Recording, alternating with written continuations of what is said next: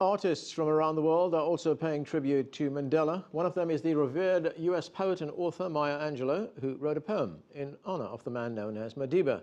She sat down with CCTV and gave us her thoughts on the South African president's life. I met President Nelson Mandela before he was a president. I met him in Egypt. I lived in Egypt. I was married to a South African freedom fighter. And President Mandela, or at that time, Nelson Mandela, was a South African freedom fighter.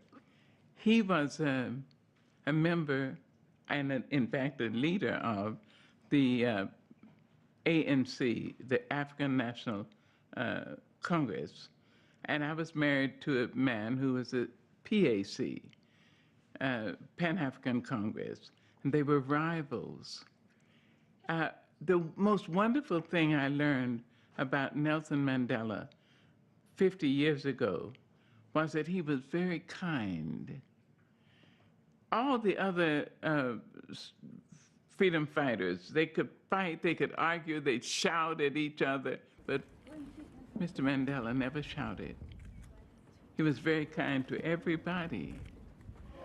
He was just kind. And it was so unusual to me because I was married to a group that shouted and screamed and almost cursed each other. And so I was impressed and informed by him. We became friends. He and his wife then, Winnie, and I became sister friends. It was amazing to see how generous he was to everybody, white, black. I went to South Africa for his inauguration with the Hillary Clinton group. We went for the inauguration.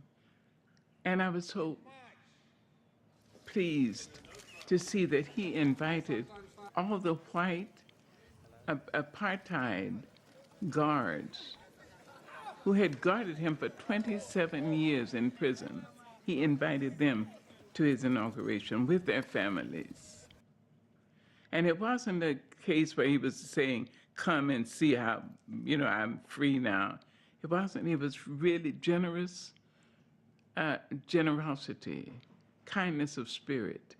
He asked all those men and their families to come and sit and be a part of the celebration. He said, this is a celebration for South Africa. Amazing. I learned a lot from Nelson Mandela. I remember how great it is to be generous and to be forgiving.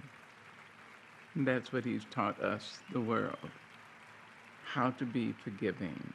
He had a wonderful sense of humor, too.